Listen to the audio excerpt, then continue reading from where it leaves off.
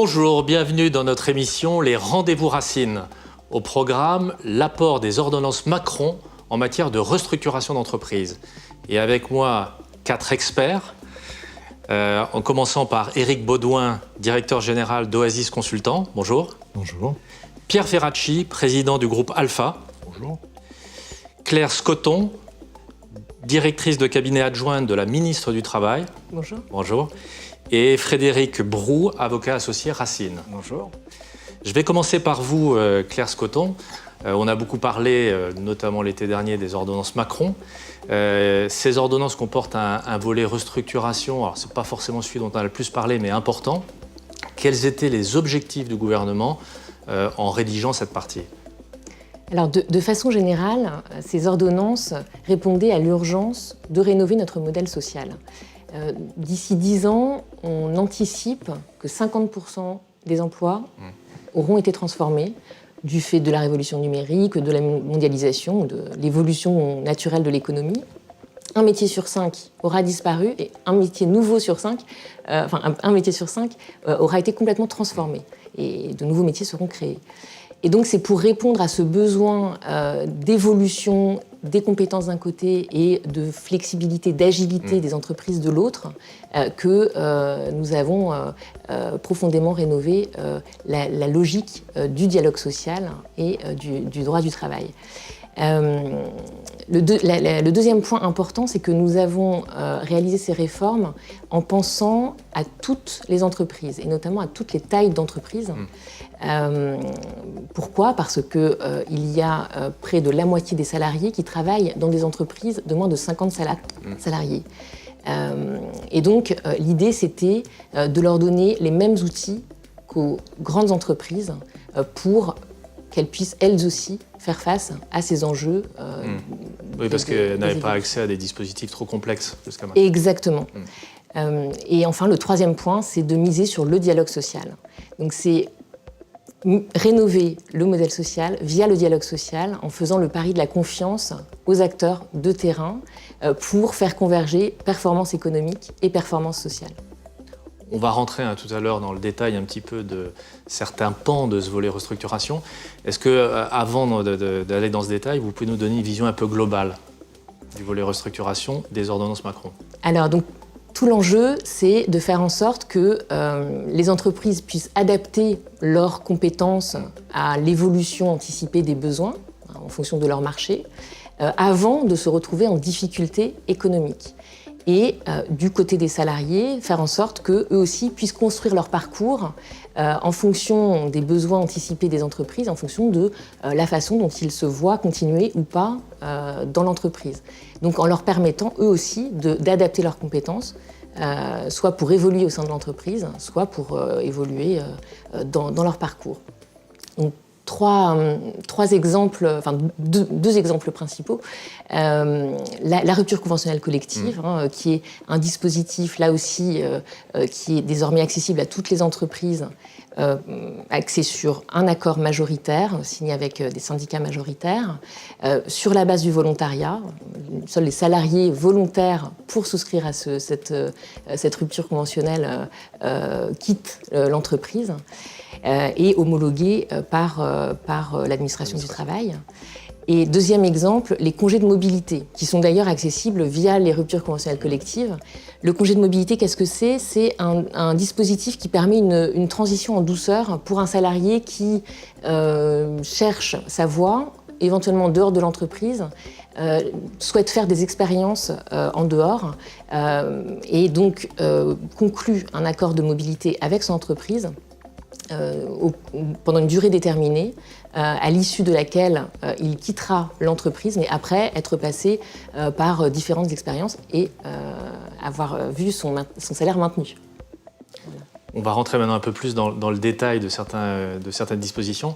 Alors, restructuration, on pense quand même assez naturellement au licenciement économique. On a beaucoup parlé de la difficulté d'apprécier, du cadre d'appréciation des difficultés. Alors, quels changements, Frédéric, sont intervenus en la matière ? Ah oui, alors là, j'ai le rôle de l'expert, donc je vais essayer de ne pas être trop pénible. Mais effectivement, c'est relativement technique, mais très intéressant. Donc c'est une disposition qui était attendue depuis relativement longtemps. Aujourd'hui, effectivement, la loi nous permet d'apprécier le motif économique au niveau du secteur de la France, c'est-à-dire du territoire national. Auparavant, la jurisprudence, puisqu'on était surtout sur de la jurisprudence, c'est-à-dire les magistrats, appréciaient la difficulté économique ou le motif économique en général au niveau du monde entier dans le secteur d'activité considéré, c'est-à-dire dans le secteur d'activité qui était pratiqué par l'entreprise qui diligentait le licenciement économique dans l'hypothèse où elle appartenait à un groupe. Aujourd'hui, on est passé toujours au niveau du groupe, mais uniquement, et tout ça est délimité au territoire national. Oui. Et alors, vous qui conseillez quand même des grandes entités, hein, est-ce que c'est adapté en premier regard? Alors, comme je le disais, c'est une mesure qui était attendue et qui était même réclamée par certains praticiens et qui est très adaptée à un certain nombre d'opérations. Il était effectivement un petit peu injuste, pour ne peut pas dire en tout cas très compliqué à expliquer, et en particulier à des clients étrangers, puisque je pense que cette loi a aussi pour objectif de rendre la France plus attractive à l'investissement étranger. C'était très compliqué d'expliquer qu'on avait un foyer de perte extrêmement important sur un site industriel, par exemple en France, et qu'il n'était pas possible d'invoquer ces difficultés qui étaient patentes, très évidentes, au motif que cette activité dans le groupe se portait bien dans le monde entier. Donc quand on est sur ce type d'opération, c'est évidemment une disposition, une loi qui va avoir beaucoup d'intérêt. Aujourd'hui, ce à quoi on est aussi confronté, ce qui n'est pas forcément une critique de la loi, mais là, il va falloir voir, et on n'a pas le recul pour le moment, comment les magistrats ou les gens qui sont appelés à se prononcer en fait sur ce point-là vont apprécier cela. C'est la problématique, si vous voulez, des entreprises qui sont quand même de plus en plus nombreuses, des entreprises françaises ou étrangères, mais qui interviennent à un niveau international et qui ont une organisation matricielle.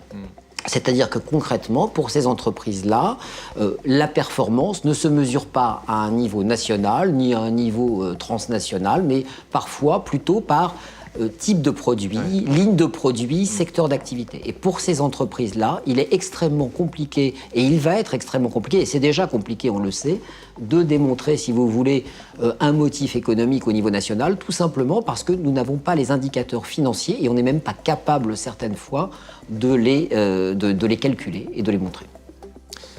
Une autre nouveauté, alors là, une réelle création de la loi. On connaissait la rupture conventionnelle individuelle qui connaît d'ailleurs un succès énorme. On a le pendant collectif qui est introduit dans notre réglementation. Frédéric, est-ce que vous nous présentez un petit peu comment ça fonctionne? Oui, alors, alors j'ose pas dire, j'allais dire c'est relativement simple, même si j'ai entendu Madame Scotto qui disait qu'effectivement on essaie de simplifier, c'est un des objectifs. On le voit et on vous en remercie, mais la loi française laisse encore pas mal de possibilités, j'allais dire, de se tromper malheureusement pour les entreprises. Donc, la philosophie générale est relativement simple. La philosophie générale est de dire qu'aujourd'hui, on a vu éclore beaucoup de plans de départ volontaire, ce qu'on appelait les PDV, qui étaient en réalité des licenciements économiques collectifs, mais au lieu de désigner les salariés, l'employeur au lieu de les désigner, laisser les gens s'auto-désigner en étant volontaires. C'était une construction, on va dire ce qu'on appelle, nous les techniciens, jurisprudentielle, c'est-à-dire que ce n'est pas la loi qui prévoyait cela, mais c'était une modalité de mettre en œuvre ce qu'on appelait un PSE, un plan social. Aujourd'hui, c'est quoi la rupture conventionnelle collective? C'est la possibilité en fait de conclure un accord majoritaire avec les syndicats dans l'entreprise et de se dispenser invoquer ou de démontrer une motivation économique en contrepartie de laisser partir ou de permettre le départ de gens qui sont volontaires de l'entreprise sur une période déterminée. Donc c'est une sorte de plan de départ volontaire, si vous voulez, mais sans besoin, et donc c'est une certaine souplesse qui est donnée, de démontrer un motif économique. Souplesse qui a une contrepartie, c'est qu'évidemment, et c'est bien normal, il faut se mettre d'accord. Vous savez, votre geste est parfaitement adapté. Voilà. Mais ça constitue, comme ça, en première approche, une vraie avancée? Alors, oui, ça c'est une avancée. Après, c'est toujours... quand je dis c'est toujours pareil, c'est assez facile de juger a posteriori. Pour le moment, on n'a pas vraiment le recul. Chacun va donner son avis et je pense qu'il y a des avis partagés déjà sur le sujet des praticiens. Nous, ce qu'on pense en tout cas, c'est que nous, on a assez peu de recul puisqu'aujourd'hui, travaille, on accompagne des clients dans des procédures on n'a pas beaucoup de recul sur ce sujet. Donc je n'ai pas d'éléments. Ça commence quand même. Mais ça commence. En revanche, le point très positif qui était initialement pas prévu, et c'est ce qu'a dit Claire Scotton, c'est le congé de mobilité. C'est-à-dire que de notre point de vue des praticiens, la rupture conventionnelle collective, elle va forcément, pas juridiquement forcément, mais pratiquement forcément de pair avec la mise en place d'un congé de mobilité. Lequel congé de mobilité, et ça c'est une très bonne mesure, aujourd'hui a été aligné sur son pendant, si vous voulez, pour licenciement économique, qu'on appelait le congé de reclassement, et qui permet effectivement d'avoir le même traitement social et fiscal des rémunérations qui sont versées pendant cette période. Éric Baudouin, côté plus salarié, alors comment vous voyez l'arrivée de ce qu'on appelle déjà la RCC, la rupture conventionnelle collective? Alors elle est en continuité par rapport au plan de départ volontaire. Et aussi, elle offre peut-être une perspective très intéressante. Continuité parce que ça reste un moment d'émotion, ça reste un moment d'inquiétude dans l'entreprise, on se pose des questions, le management s'interroge. Restent les vraies questions de fond, c'est est-ce que j'ai le droit de partir, les critères d'éligibilité, de départage, comment je fidélise pour les directions d'entreprise, comment je fidélise certaines populations clés, comment j'autorise des départs, etc. Et puis, l'aide à la décision. Construire un projet, les partenaires sociaux, le ministère, les directs sont extrêmement vigilants à éviter les chèques, ce qu'on appelle dans les plans de départ volontaires, les chèques valises, qui ont fait tellement de dégâts dans notre pays. Aujourd'hui, Mais l'objectif, c'est vraiment d'accompagner tous ceux qui partent. Mais qui aient un vrai projet professionnel, un projet de rebond. Et on retrouve finalement beaucoup de similitudes avec les plans de départ volontaire lorsqu'on accompagne à la demande des partenaires sociaux, des directions d'entreprise, c'est RCC. Ce qui est nouveau, et je trouve que c'est une perspective intéressante, c'est face aux enjeux d'emploi, d'employabilité, de mutation, etc. Ça pose le débat, ça peut poser le débat sur les emplois en devenir, les mutations, etc. Et ça peut donner des outils pour pouvoir construire des avenirs professionnels pour les salariés qui auraient pu partir être rangés dans des tiroirs, si je peux parler comme ça. Et finalement, on attend un plan social pour régler le problème. Là, non. L'idée, c'est qu'on peut responsabiliser les acteurs. Pierre Ferracci, alors, c'est votre vision aussi ? Un outil intéressant ou vous êtes plus mitigé ? Non, je suis un peu plus nuancé parce que sur le terrain, on s'aperçoit que c'est pas aussi simple que ça. Vous évoquiez tout à l'heure, est-ce que c'est une avancée, la RCC ? Moi, je dirais que d'abord, ça sera évalué à l'aune des créations d'emplois demain, puisque ce que veut faire le gouvernement, c'est libérer les entreprises, flexibiliser le marché du travail en se disant que ça va demain se traduire par un niveau d'emploi supérieur. On verra. Il y a quelques opérations de même type dans les pays voisins qui ne sont pas aussi probantes qu'on veut bien le dire. Mais je reviens sur la RCC. Bon, si elle est bien encadrée, ça peut être quelque chose de satisfaisant. Moi, ce qui me fait un petit peu peur dans les ordonnances, et notamment sur ce terrain des restructurations et de la RCC, c'est qu'on a un peu privilégié tout ce qui est le traitement des restructurations quand elles se présentent, avec plus ou moins d'urgence, en évacuant la question du motif économique. Et en évacuant la question du motif économique, peut-être qu'on évacue aussi le vrai débat avec les salariés sur l'origine de la restructuration, qu'elle se traduise par un plan de départ volontaire ou par un PSE classique. Et le motif d'inquiétude que j'ai, et sur le terrain, malheureusement, il peut parfois se vérifier, pas partout, il y a des entreprises qui jouent le jeu, c'est que la bataille de l'anticipation, c'est-à-dire du traitement des restructurations à froid, quand il est encore temps, elle peut être perdue si on ne fait que privilégier tous ces instruments, quelle que soit leur qualité. Et moi, je pars du principe que ce que fait aujourd'hui le gouvernement en matière de flexibilité, en matière de liberté pour les entreprises, n'a de sens en dehors de l'objectif d'emploi qui est assigné que s'il y a en face un peu de sécurité. Et la sécurité, c'est d'abord anticiper. Les salariés seront plus tranquilles si on les prépare le plus en amont possible aux mutations et aux restructurations. Et puis la sécurité, c'est aussi quelque chose qui va peut-être poindre dans la loi qui va être en discussion, là, qui est portée par le ministre de l'économie. C'est comme dans les pays de l'Europe du Nord, une meilleure association à la gouvernance des entreprises, que réclament certains syndicats. Pas tous d'ailleurs, mais que réclament certains syndicats. Je pense qu'on oublie un peu que la sécurité, c'est pas simplement des dispositifs de formation, d'accompagnement qui sont absolument nécessaires et qui sont bien entendu surtout indispensables pour les salariés les plus fragiles, mais c'est aussi une façon de porter le projet d'entreprise de façon commune. La codétermination, même si on ne prend pas tout à fait le chemin de l'Allemagne ou de la Suède, ça peut avoir en France un avenir. Et je trouve que là, on est un peu timide. On est même trop timide. Claire Scotton, un petit mot pour répondre peut-être à Pierre. Oui, alors le premier constat qu'on peut faire, c'est que les craintes initiales dont il avait été beaucoup question vraiment au démarrage du dispositif en fin d'année 2017 ne se sont pas réalisées. C'est-à-dire qu'il y avait cette crainte d'échec valise, il y avait cette crainte de contournement des PSE pour fermer des établissements par exemple. Et on a vu que le premier niveau de contrôle que sont les syndicats joue pleinement. C'est le cas de l'entreprise Pinky, où les syndicats ont refusé de signer un tel accord puisqu'il était question de fermer purement et simplement des magasins. Donc ça ne répondait pas à l'objectif de la RCC.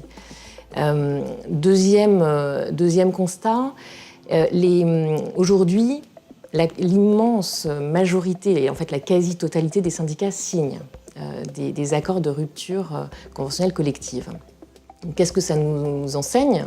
Ça nous enseigne que sur le terrain, les représentants des salariés et les salariés eux-mêmes qui souscrivent à ce type de dispositif, ils voient leur intérêt et ils voient un intérêt pour leur avenir et pour leur parcours professionnel. Donc ça, c'est quelque chose qui me paraît important aussi à souligner. Et enfin, sur la dimension plus globale qui est effectivement impérative, c'est bien l'idée, et on est complètement en phase avec ce que vient de dire Pierre Ferracci, c'est bien l'idée de miser sur non seulement les compétences, et c'est tout l'objet du projet de loi pour la liberté de choisir son avenir professionnel, qui est en cours d'examen au Parlement, qui renforce les droits à formation, le compte personnel de formation, qui renforce le rôle des branches aussi dans l'anticipation des besoins de compétences, et donc qui va permettre effectivement de donner à chacun beaucoup plus le pouvoir, au fond, sur son avenir. Et en parallèle, la codécision, la codétermination. Alors, il y a un embryon, on va dire ça comme ça, dans les ordonnances, avec la possibilité pour les entreprises et les délégués syndicaux de signer des accords pour créer ce qu'on appelle un conseil d'entreprise, un peu sur le modèle allemand, c'est-à-dire avec certains thèmes qui relèvent vraiment de la codécision entre les représentants des salariés et les employeurs. On voit que pour l'instant les entreprises sont timides. Celles qui y pensent sont celles où le dialogue social est très mature, avec des délégués syndicaux qui se disent qu'ils peuvent voir leur poids renforcé en fait par ce dispositif. Donc on va suivre tout ça évidemment avec attention. Et le deuxième aspect effectivement de cette participation des salariés, de leurs représentants à la marge de l'entreprise, ce sont ce qu'on appelle les administrateurs salariés dans les conseils d'administration. Il y a eu une première étape là avec des entreprises qui sont soumises à cette obligation désormais d'avoir de tels administrateurs qui ont les mêmes pouvoirs que les autres. Les premiers retours qu'on a sont très positifs et donc effectivement le projet de loi Pacte qui a été présenté en Conseil des ministres il y a quelques jours prévoit d'élargir le champ d'application de cette mesure et le nombre aussi des administrateurs salariés. C'est un sujet fort. C'est vrai qu'on a une habitude un petit peu d'opposition entre les syndicats patronaux et les salariés. On voit que l'ordonnance, un peu l'esprit, c'est de dire à des moments donnés, et même à tout moment, il faut que tout le monde collabore à la bonne marge d'entreprise, au règlement des difficultés, etc. Est-ce que sur le terrain, Frédéric, comment vous ressentez cette collaboration à ces moments-là ? Alors, c'est ce que je disais à Pierre Ferracci en préparant l'émission. Moi, ce que je constate, je parle pas là, c'est pas un retour d'expérience des ordonnances Macron, mais ça fait déjà un certain moment qu'on intervient dans ce domaine.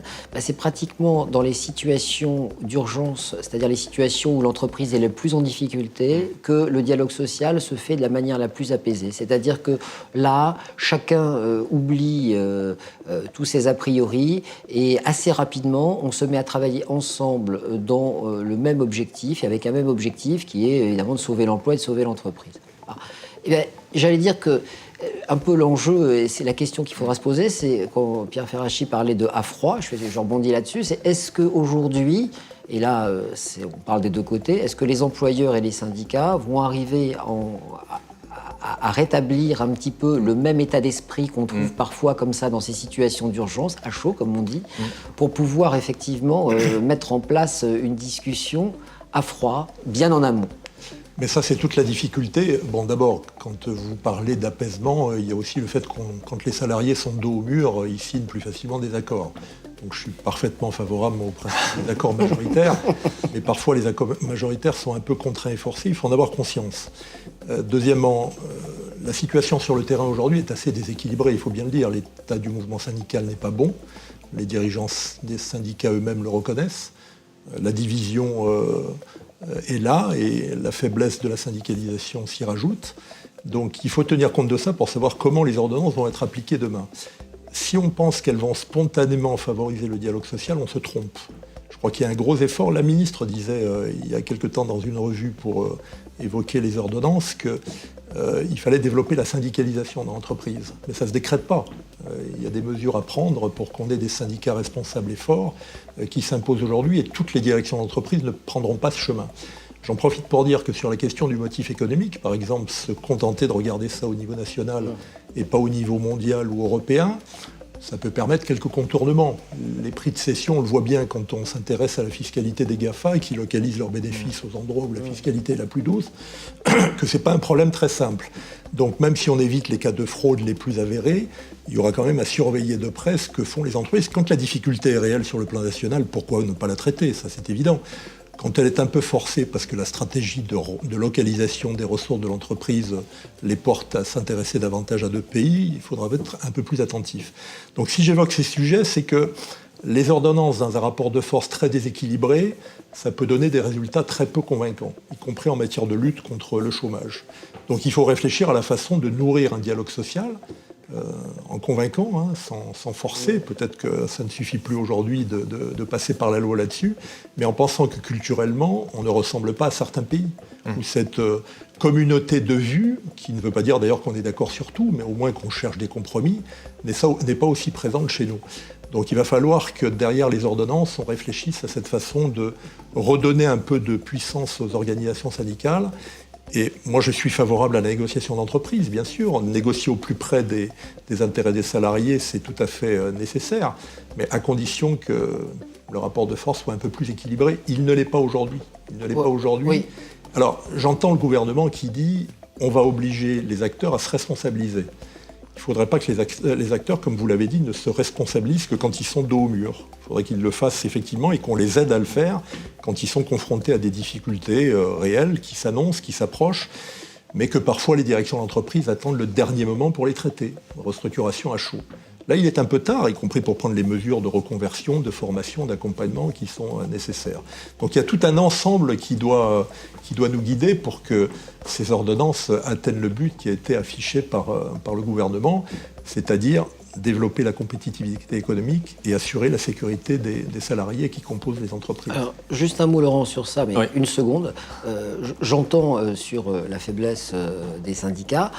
Moi, je veux juste simplement ajouter mon retour d'expérience en tant qu'avocat d'employeur. C'est qu'aujourd'hui, de plus en plus, et je pense qu'Éric, tu pourras toi aussi le confirmer, de plus en plus, si vous voulez, les employeurs considèrent quand même que la gestion des ressources humaines, la gestion en amont de l'emploi, la négociation, c'est aussi une valeur ajoutée pour l'employeur, c'est-à-dire de bien traiter ses salariés, de les informer, d'avoir de la transparence. Ça a une vraie valeur pour la valeur de l'entreprise. Donc ça, c'est quelque chose qui n'existait absolument pas auparavant, il y a une dizaine d'années. C'est quelque chose qui est en train de rentrer complètement dans les esprits des employeurs. Mais il faut insister, parce que c'est pas tout le monde, et donc il faut pousser de ce point de vue-là. Éric Baudouin, vous partagez, ça évolue, ça va dans le bon sens? Je ne suis pas sûr que les crises favorisent le dialogue social. Ils mettent les acteurs autour d'une table, certainement pour trouver des solutions positives.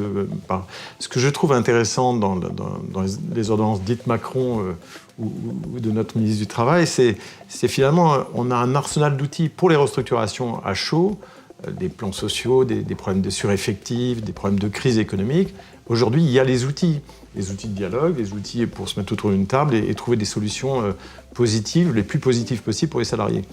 Par contre, la RCC, la rupture conventionnelle collective, pour moi, n'est pas forcément adaptée à ce type de restructuration à chaud. Par contre, elle ouvre, et si elle est utilisée intelligemment, elle peut ouvrir, on a quelques cas, là on est dans les premières expérimentations, où on se cale sur un accord de GPEC, pardonnez-moi le terme technique, de gestion prévisionnelle des emplois et des compétences, où on pose des choses, on dit voilà, ces métiers vont disparaître, ces métiers d'imprimerie vont disparaître, ça va être remplacé par le numérique dans les 5 ans qui viennent. Qu'est-ce qu'on fait ? Anticipe, ouais. Et on donne des outils, on donne du temps aux salariés, parce que l'outil le plus favorable, c'est le temps. Le temps de compréhension, le temps d'admission, je ne sais pas si le terme est joli, mais d'appropriation, le temps pour se former, le temps pour rebondir, le temps, etc. Et cet outil peut être intéressant. S'il est utilisé pour des restructurations à chaud, je pense que c'est du dévoiement, comme peut-être l'a dit Claire. Claire, pour finir, un petit mot. Un mot sur la question de l'appropriation par les acteurs et effectivement leur capacité à négocier des bons accords équilibrés. C'est l'un des enjeux évidemment, et le fait qu'il y ait désormais plus de grains à moudre au niveau des entreprises, et ça relève non seulement de la RCC mais d'autres mesures des ordonnances Macron ou Pénicaud, tout l'enjeu va être d'attirer en fait des personnes motivées et formées pour négocier et se saisir de ces enjeux.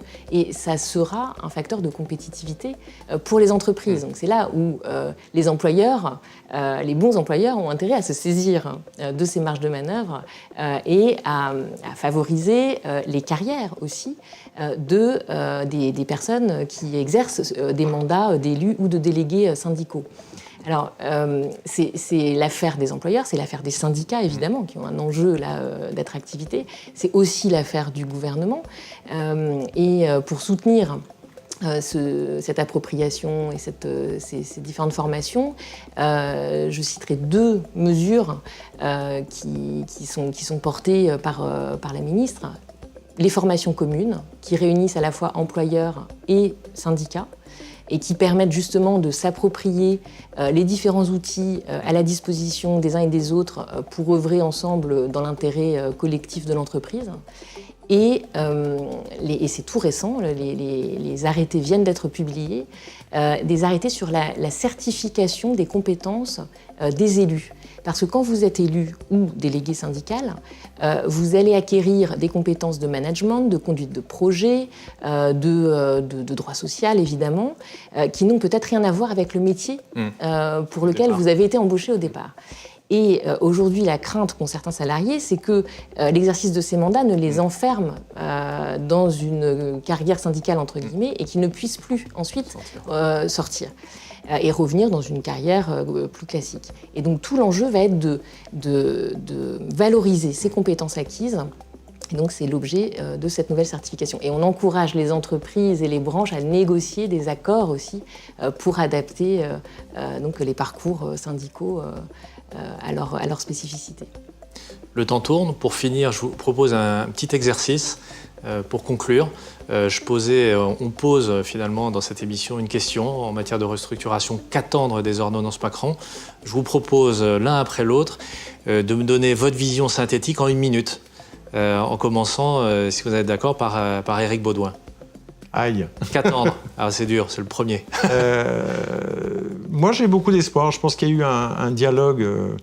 Il y a eu un débat sur ce sujet, beaucoup d'inquiétudes, l'inquiétude sur le chèque valise. Moi, on a été certainement très combatifs sur le sujet, inquiets sur le sujet, parce qu'il y a une tentation de pousser les gens au départ volontaire. L'aveuglement du chèque dans des moments de difficultés économiques, etc., peut être vraiment, et ne conduit nulle part. Et il y a eu, je crois, une prise de conscience commune des partenaires sociaux, du ministère, des DRH aussi, parce qu'ils savent aussi les dégâts que cause pour les entreprises, pour les employeurs, ce type de... Donc aujourd'hui, je pense qu'aujourd'hui, moi je suis assez positif dans le sens où je pense qu'on a à disposition un arsenal. Il faut par contre bien l'utiliser et se donner les moyens et pas les dévoyer. Voilà. Pierre Ferracci, 1 minute. qu'attendent les ordonnances Macron en matière de restructuration? D'abord, j'attends qu'elle soit complétée, ce qui est en cours en ce moment à l'Assemblée, même si on peut aussi être nuancé sur certaines propositions, qu'elle soit complétée par un volet sécurité, puisque c'est ce que le président de la République avait promis dans sa campagne. L'un ne va pas sans l'autre. Plus précisément sur la gestion des restructurations, je reviens à ce que je disais tout à l'heure, j'attends que cette boîte à outils qui rend beaucoup plus simple pour les entreprises la séparation, qu'elles soient individuelles ou collectives, il y avait déjà les ruptures individuelles, il y a maintenant les ruptures collectives, ne se traduisent pas par systématiquement une pratique des restructurations à chaud, et que la question de l'anticipation que j'évoquais tout à l'heure soit vraiment prise en compte, et que derrière tout ça, moi je prends acte effectivement de ce qui est fait pour valoriser les parcours syndicaux, ça me paraît nécessaire, on apprend beaucoup de choses quand on négocie dans une entreprise ou dans une branche, mais que derrière tout ça effectivement on soit vigilant sur ce rapport de force à rééquilibrer, parce qu'un dialogue social sans équilibre, ça n'a pas de sens et ça n'aura pas d'efficacité, y compris pour la compétitivité des entreprises. Donc j'attends que cette boîte à outils soit prise dans toutes ses dimensions et que le volet anticipation ne soit pas sacrifié au profit de celui qui facilite la gestion rapide et parfois un peu radicale des sorties de l'entreprise. Claire Scoton, 1 minute pour convaincre. Alors, on a évoqué aujourd'hui le volet restructuration des ordonnances. C'est une des briques qui vise à rénover notre modèle social. Les autres briques sont en train d'être construites, d'être posées, avec ce renforcement des droits à la formation, le fait de miser sur l'apprentissage. On voit déjà que dans les différents sondages, il y a une sorte de renouveau de confiance. Donc on espère que ça va se confirmer et qu'il y aura plus d'embauches en CDI. C'est déjà le cas. Donc on espère aussi que la conjoncture va le confirmer. Et puis je crois aussi qu'il s'agit vraiment de refonder notre modèle social sur une nouvelle vision qui implique cette prise en compte des salariés, de leur bien-être. C'est d'ailleurs aussi la logique qui anime une autre disposition du projet de loi Pacte sur l'objet social de l'entreprise, qui vise vraiment à élargir, au-delà des intérêts des actionnaires, la prise en compte de la collectivité de travail, entre autres. Frédéric Brou, oui, pour finir. Tout a un petit peu été dit, mais pour rebondir, en tout cas nous, en tant que praticiens et dans notre département chez Racine Sociale, on a de cesse d'essayer de convaincre nos clients employeurs que la gestion sociale, la gestion RH, c'est quelque chose qui a de la valeur pour l'entreprise, qui la rend compétitive, parce que ça c'est très important. Sur le point des restructurations, j'allais dire, je suis pas tout à fait d'accord avec ce qu'a dit Pierre Ferracci, parce que je trouve pas que ça soit outrageusement, ou peut-être que j'ai mal compris, facile pour des employeurs aujourd'hui, c'est le moins qu'on puisse dire, de mettre en place des réorganisations. Ce que je crois en revanche, ça, je suis tout à fait d'accord, c'est qu'il y a une boîte à outils et que les ordonnances Macron, elles seront ce qu'en feront les gens qui sont les parties prenantes de ce processus.